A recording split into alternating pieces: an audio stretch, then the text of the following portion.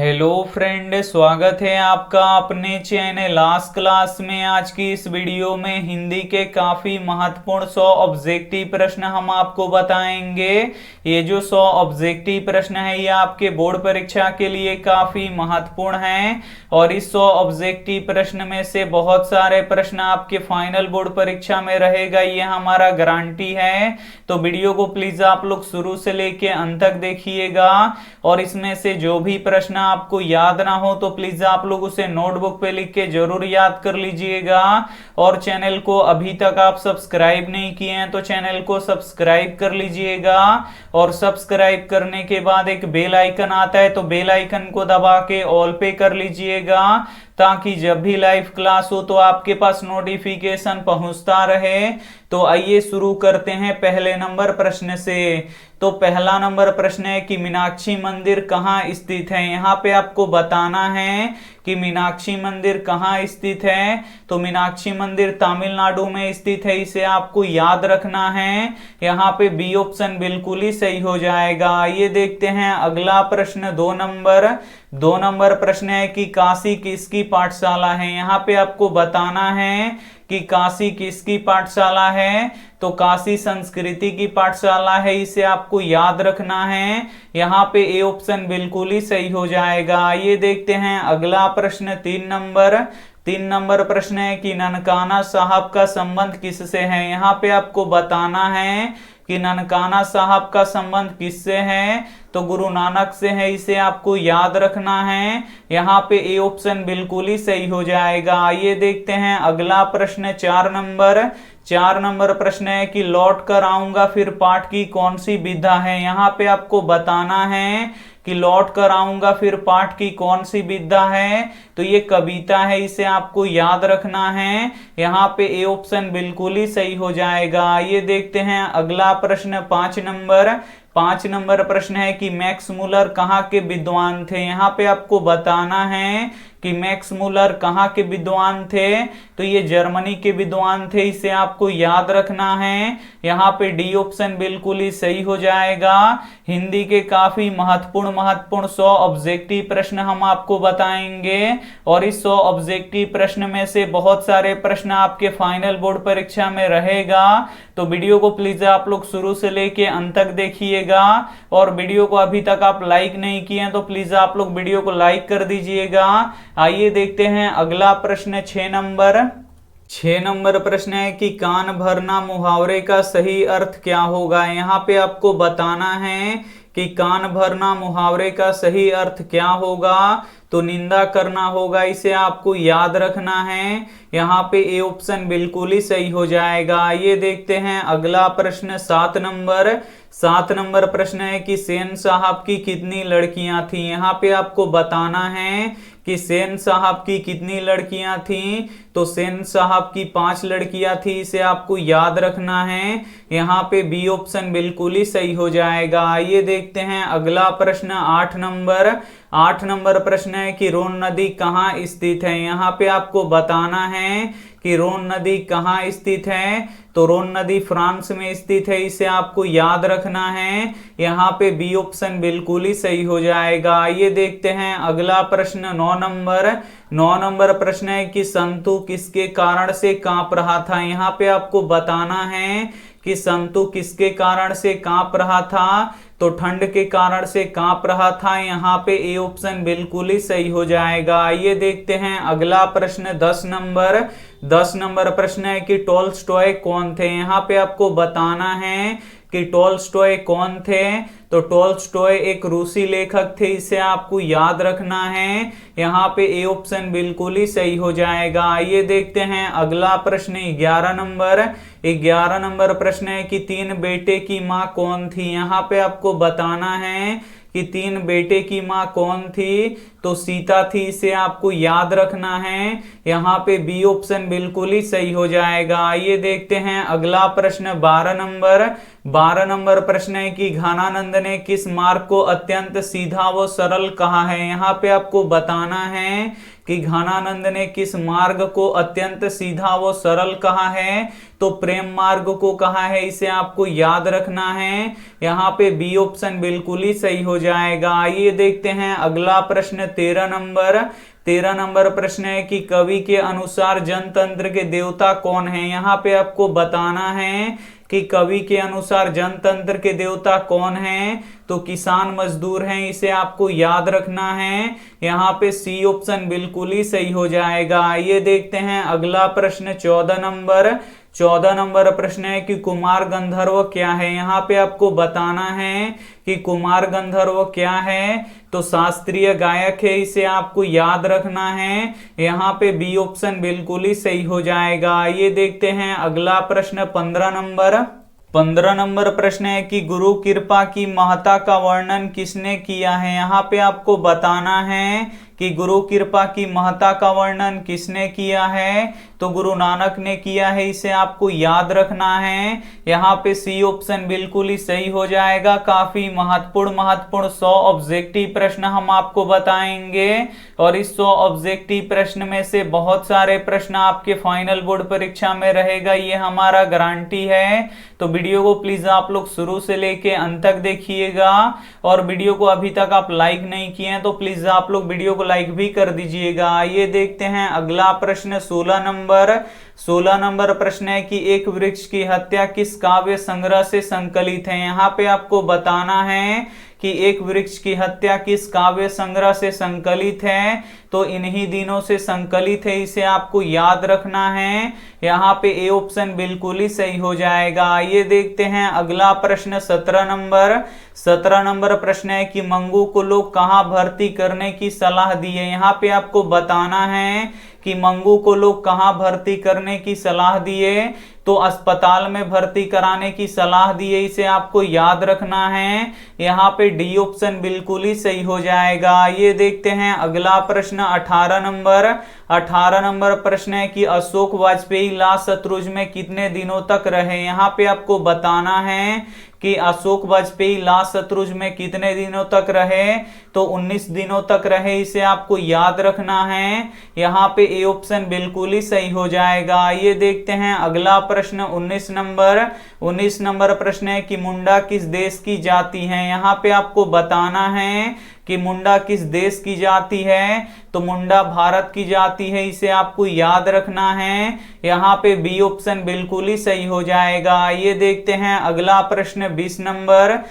Number प्रश्न है कि रसखान दिल्ली के बाद कहाँ चले गए। यहाँ पे आपको बताना है कि रसखान दिल्ली के बाद कहाँ चले गए, तो ब्रजभूमि चले गए, इसे आपको याद रखना है। यहाँ पे बी ऑप्शन बिल्कुल ही सही हो जाएगा। ये देखते हैं अगला प्रश्न 21 नंबर प्रश्न है कि उर्वशी किसकी कृति है। यहाँ पे आपको बताना है कि उर्वशी किसकी कृति है, तो ये दिनकर जी की कृति है, इसे आपको याद रखना है। यहाँ पे बी ऑप्शन बिल्कुल ही सही हो जाएगा। ये देखते हैं अगला प्रश्न 22 नंबर प्रश्न है कि बाबा साहेब भीमराव अंबेडकर का जन्म कहाँ हुआ था। यहाँ पे आपको बताना है कि बाबा साहेब भीमराव अंबेडकर का जन्म कहाँ हुआ था, तो मध्य प्रदेश में हुआ था, इसे आपको याद रखना है। यहाँ पे बी ऑप्शन बिल्कुल ही सही हो जाएगा। ये देखते हैं अगला प्रश्न 23 नंबर प्रश्न है कि 20 के दांत कहानी के मुख्य पात्र कौन है। यहाँ पे आपको बताना है कि 20 के दांत कहानी के मुख्य पात्र कौन है, तो खोखा है, इसे आपको याद रखना है। यहाँ पे बी ऑप्शन बिल्कुल ही सही हो जाएगा। ये देखते हैं अगला प्रश्न 24 नंबर प्रश्न है कि झोपड़ी और महल की लड़ाई में अक्सर कौन जीतता है। यहाँ पे आपको बताना है कि झोपड़ी और महल के लड़ाई में अक्सर कौन जीतता है, तो महल वाले जीतते हैं, इसे आपको याद रखना है। यहाँ पे ए ऑप्शन बिल्कुल ही सही हो जाएगा। ये देखते हैं अगला प्रश्न 25 नंबर प्रश्न है कि नाखून किसका प्रतीक है। यहाँ पे आपको बताना है कि नाखून किसका प्रतीक है, तो नाखून पशुता का प्रतीक है, इसे आपको याद रखना है। यहाँ पे डी ऑप्शन बिल्कुल ही सही हो जाएगा। ये देखते हैं अगला प्रश्न 26 26 नंबर प्रश्न है कि किशोर से मार खाने के बाद बहादुर चुपचाप कोने में खड़े हो जाता था, इसे आपको याद रखना है।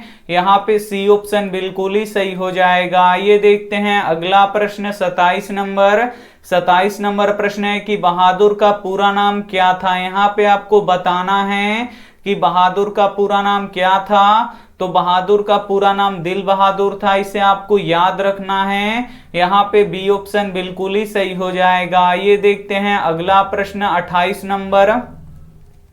28 नंबर प्रश्न है कि जापान पर परमाणु बम गिराया गया। यहाँ पे आपको बताना है कि जापान पर परमाणु बम किसने गिराया। तो अमेरिका ने गिराया, इसे आपको याद रखना है। यहाँ पे बी ऑप्शन बिल्कुल ही सही हो जाएगा। ये देखते हैं अगला प्रश्न 29 नंबर। 29 नंबर प्रश्न है कि ढाते विश्वास कहानी के केंद्र में है। यहाँ पे आपको बताना है कि ढाते विश्वास कहानी के केंद्र में है तो बाढ़ की समस्या है, इसे आपको याद रखना है। यहाँ पे सी ऑप्शन बिल्कुल ही सही हो जाएगा। ये देखते हैं अगला प्रश्न 30 नंबर। 30 नंबर प्रश्न है कि दूसरों के इशारे पर भटकने वाले व्यक्ति को क्या कहते हैं। यहाँ पे आपको बताना है कि दूसरों के इशारे पर भटकने वाले व्यक्ति को क्या कहते हैं। तो मूढ़ लोग कहते हैं, इसे आपको याद रखना है। यहाँ पे बी ऑप्शन बिल्कुल ही सही हो जाएगा। ये देखते हैं अगला प्रश्न 31 नंबर।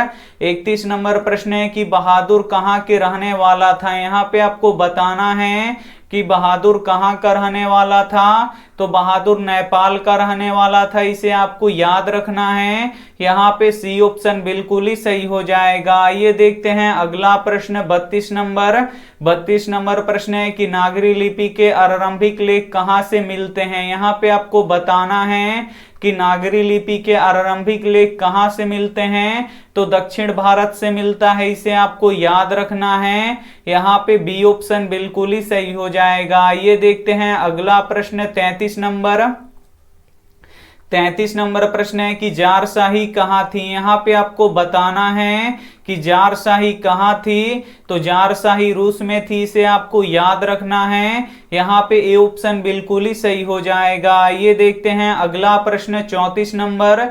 34 नंबर प्रश्न है कि पंडित बिरजू महाराज का जन्म कहाँ हुआ था। यहाँ पे आपको बताना है कि पंडित बिरजू महाराज का जन्म कहाँ हुआ था। तो लखनऊ में हुआ था, इसे आपको याद रखना है। यहाँ पे बी ऑप्शन बिल्कुल ही सही हो जाएगा। ये देखते हैं अगला प्रश्न 35 नंबर।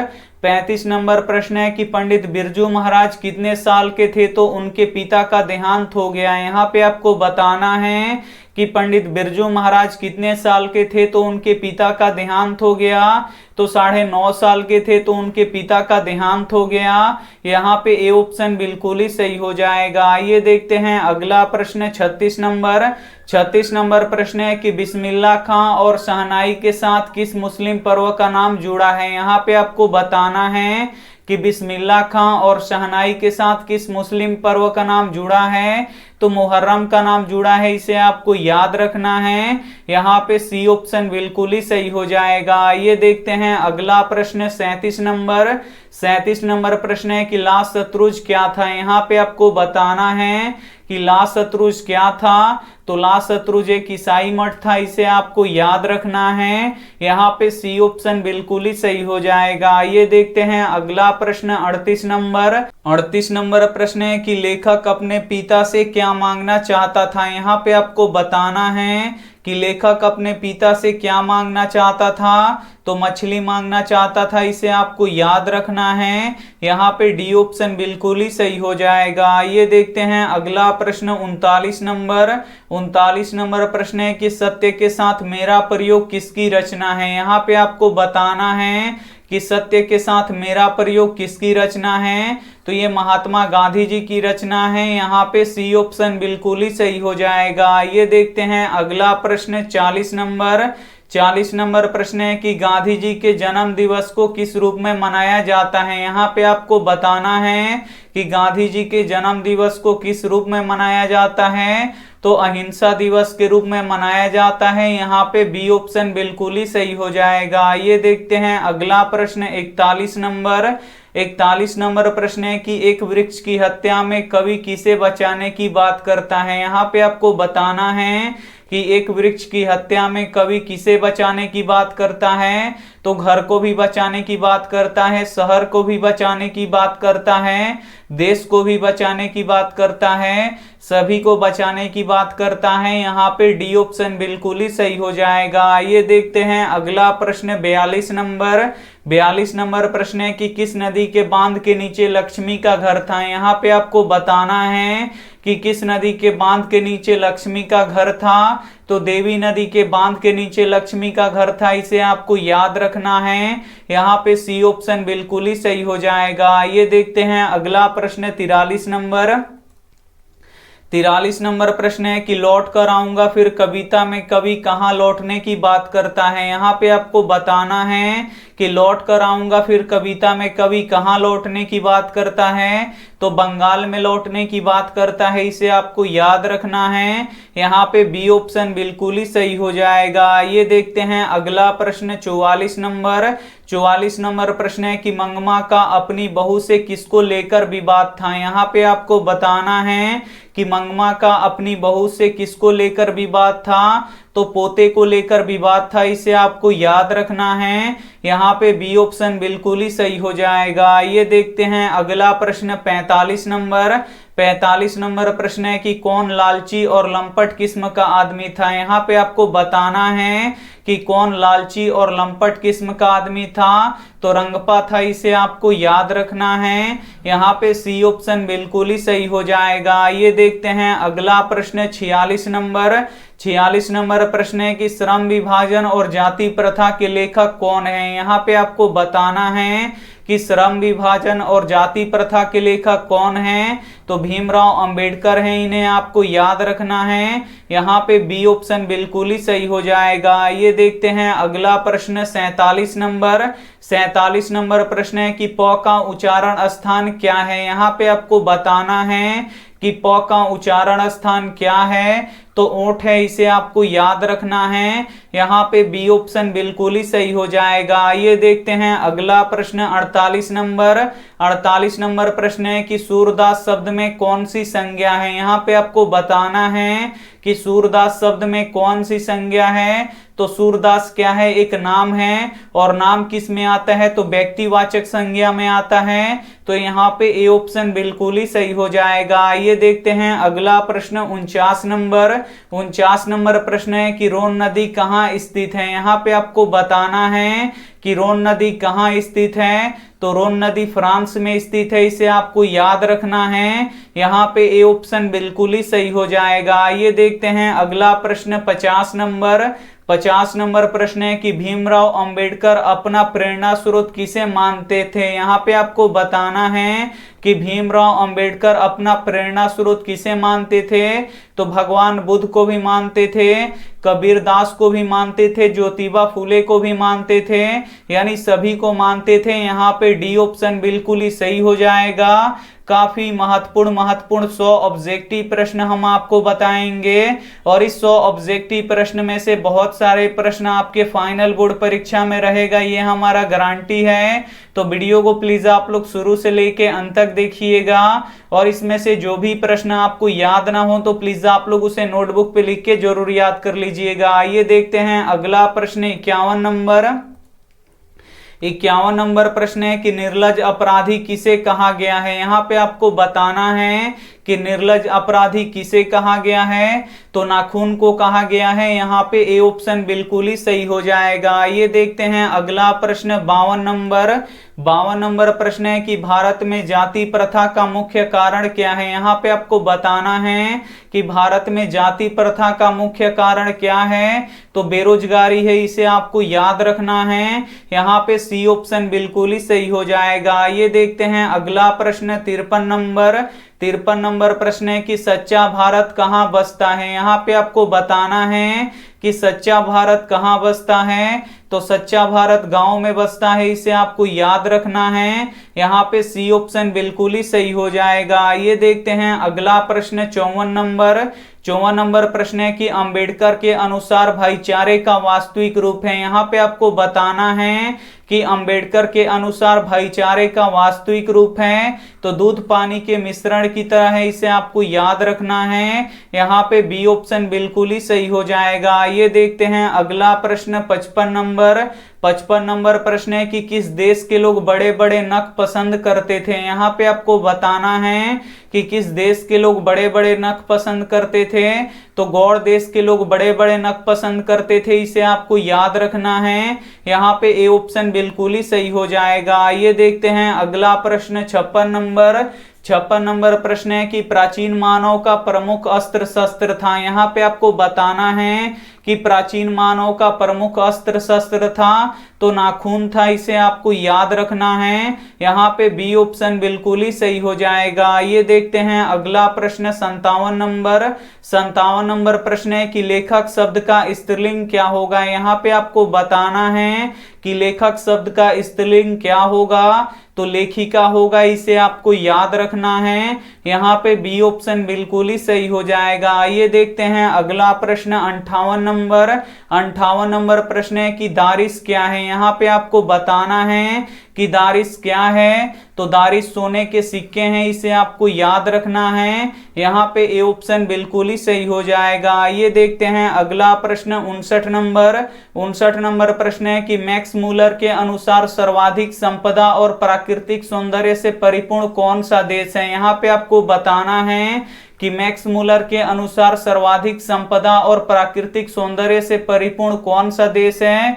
तो अपना देश भारत है, इसे आपको याद रखना है। यहाँ पे ए ऑप्शन बिल्कुल ही सही हो जाएगा। ये देखते हैं अगला प्रश्न 60 नंबर प्रश्न है कि पिताजी किससे नाराज थे? यहाँ पे आपको बताना है कि पिताजी किससे नाराज थे।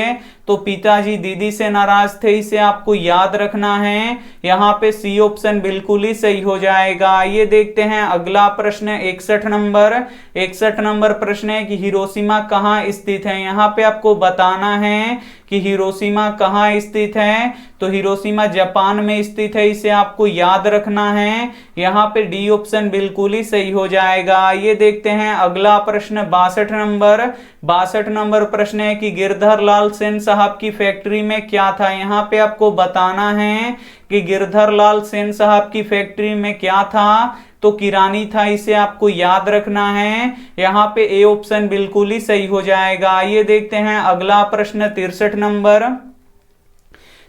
नंबर प्रश्न है कि विशाल भारत में किस चीज के खान है? यहाँ पे आपको बताना है कि विशाल भारत में किस चीज का खान है। तो कोयले का खान है, इसे आपको याद रखना है। यहाँ पे सी ऑप्शन बिल्कुल ही सही हो जाएगा। ये देखते हैं अगला प्रश्न 64 नंबर प्रश्न है कि मदन किसका बेटा है? यहाँ पे आपको बताना है कि मदन किसका बेटा है। तो मदन गिरधर लाल का बेटा है, इसे आपको याद रखना है। यहाँ पे बी ऑप्शन बिल्कुल ही सही हो जाएगा। ये देखते हैं अगला प्रश्न 65 नंबर प्रश्न है कि सेन साहब अपने बेटा खोखा को क्या बनाना चाहते थे? यहाँ पे आपको बताना है कि सेन साहब अपने बेटा खोखा को क्या बनाना चाहते थे।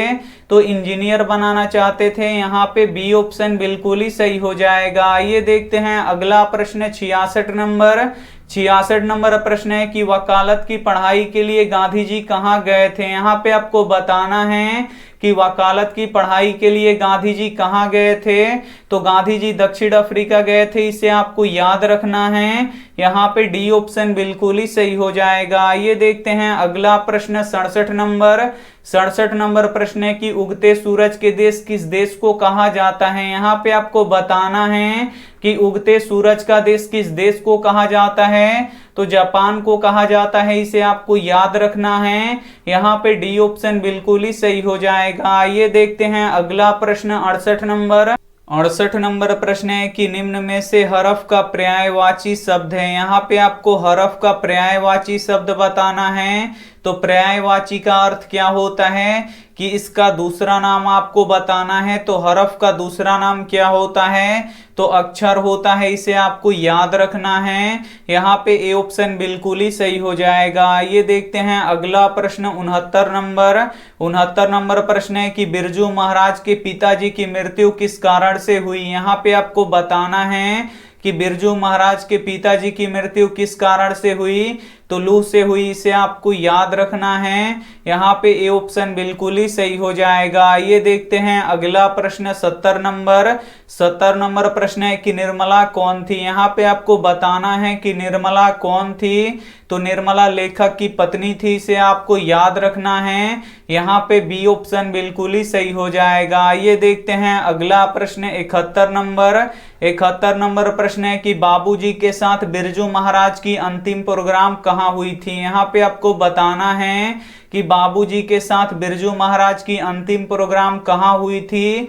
तो मैनपुरी में हुई थी, इसे आपको याद रखना है। यहाँ पे सी ऑप्शन बिल्कुल ही सही हो जाएगा। ये देखते हैं अगला प्रश्न 72 नंबर प्रश्न है कि घृणा शब्द का विलोम क्या होगा। यहाँ पे आपको बताना है कि घृणा शब्द का विलोम क्या होगा, यानी घृणा शब्द का उल्टा क्या होगा। तो प्रेम होगा, इसे आपको याद रखना है। यहाँ पे सी ऑप्शन बिल्कुल ही सही हो जाएगा। ये देखते हैं अगला प्रश्न 73 नंबर प्रश्न है कि अभिनेता शब्द का स्त्रीलिंग होगा। यहाँ पे आपको बताना है कि अभिनेता शब्द का स्त्रीलिंग क्या होगा। तो अभिनेत्री होगा, इसे आपको याद रखना है। यहाँ पे सी ऑप्शन बिल्कुल ही सही हो जाएगा। ये देखते हैं अगला प्रश्न 74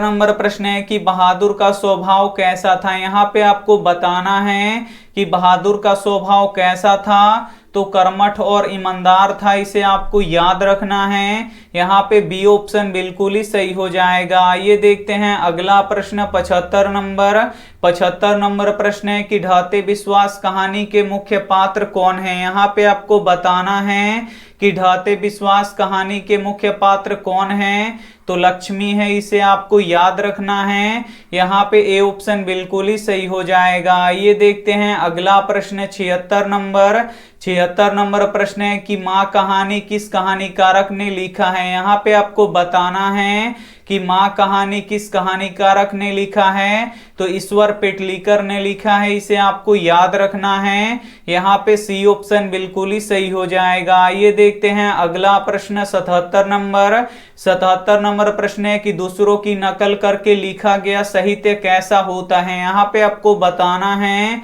कि दूसरों की नकल करके लिखा गया साहित्य कैसा होता है। तो अधम होता है, इसे आपको याद रखना है। यहाँ पे सी ऑप्शन बिल्कुल ही सही हो जाएगा। ये देखते हैं अगला प्रश्न 78 नंबर प्रश्न है कि मंगमा से कर्ज कौन मांग रहा था। यहाँ पे आपको बताना है कि मंगमा से कर्ज कौन मांग रहा था। तो रंगपा मांग रहा था, इसे आपको याद रखना है। यहाँ पे ए ऑप्शन बिल्कुल ही सही हो जाएगा। ये देखते हैं अगला प्रश्न 79 नंबर प्रश्न है कि वृक्ष काटने से क्या बिगड़ता है। यहाँ पे आपको बताना है कि वृक्ष काटने से क्या बिगड़ता है। तो पर्यावरण बिगड़ता है, इसे आपको याद रखना है। यहाँ पे ए ऑप्शन बिल्कुल ही सही हो जाएगा। ये देखते हैं अगला प्रश्न 80 नंबर प्रश्न है कि किस देश में सबसे अधिक जातियां हैं। यहाँ पे आपको बताना है कि किस देश में सबसे अधिक जातियां हैं। तो भारत देश में सबसे अधिक जातियां हैं, इसे आपको याद रखना है। यहाँ पे ए ऑप्शन बिल्कुल ही सही हो जाएगा। ये देखते हैं अगला प्रश्न 81 नंबर प्रश्न है कि दूर से कौन ललकारता है। यहाँ पे आपको बताना है कि दूर से कौन ललकारता है। तो दूर से वृक्ष ललकारता है, इसे आपको याद रखना है। यहाँ पे डी ऑप्शन बिल्कुल ही सही हो जाएगा। ये देखते हैं अगला प्रश्न 82 नंबर प्रश्न है कि कौन प्राचीनतम भाषा है। यहाँ पे आपको बताना है कि कौन प्राचीनतम भाषा है। तो जो संस्कृत है ये प्राचीनतम भाषा है, इसे आपको याद रखना है। यहाँ पे सी ऑप्शन बिल्कुल ही सही हो जाएगा। ये देखते हैं अगला प्रश्न 83 नंबर प्रश्न है कि प्लेटो और कांट थे महान। यहाँ पे आपको बताना है कि प्लेटो और कांट क्या थे। तो ये महान दार्शनिक थे, इसे आपको याद रखना है। यहाँ पे बी ऑप्शन बिल्कुल ही सही हो जाएगा। ये देखते हैं अगला प्रश्न 84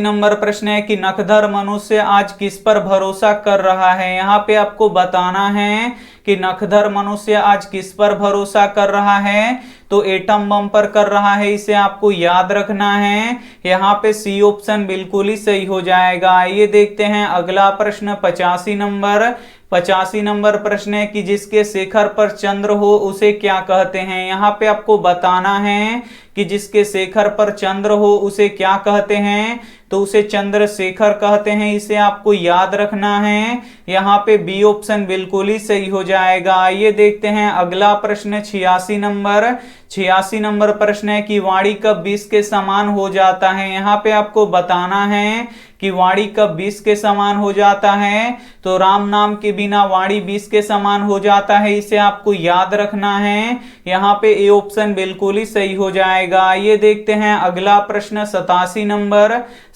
नंबर प्रश्न है कि शंभू महाराज बिरजू महाराज के कौन थे। यहाँ पे आपको बताना है कि शंभू महाराज बिरजू महाराज के कौन थे, तो चाचा जी थे। इसे आपको याद रखना है। यहाँ पे बी ऑप्शन बिल्कुल ही सही हो जाएगा। ये देखते हैं अगला प्रश्न 88 नंबर प्रश्न है कि हर वर्ष अभिनयों में कब रंग समारोह होता था। यहाँ पे आपको बताना है कि हर वर्ष अभिनयों में कब रंग समारोह होता था, तो गर्मी में रंग समारोह होता था। इसे आपको याद रखना है। यहाँ पे ए ऑप्शन बिल्कुल ही सही हो जाएगा। ये देखते हैं अगला प्रश्न 89 नंबर प्रश्न है कि इन दिनों भारतीय बाजार में कौन सी वस्तुएं भरी पड़ी हैं। यहाँ पे आपको बताना है कि इन दिनों भारतीय बाजार में कौन सी वस्तुएं भरी पड़ी हैं, तो विदेशी वस्तुएं भरी पड़ी हैं। इसे आपको याद रखना है। यहाँ पे बी ऑप्शन बिल्कुल ही सही हो जाएगा। ये देखते हैं अगला प्रश्न 90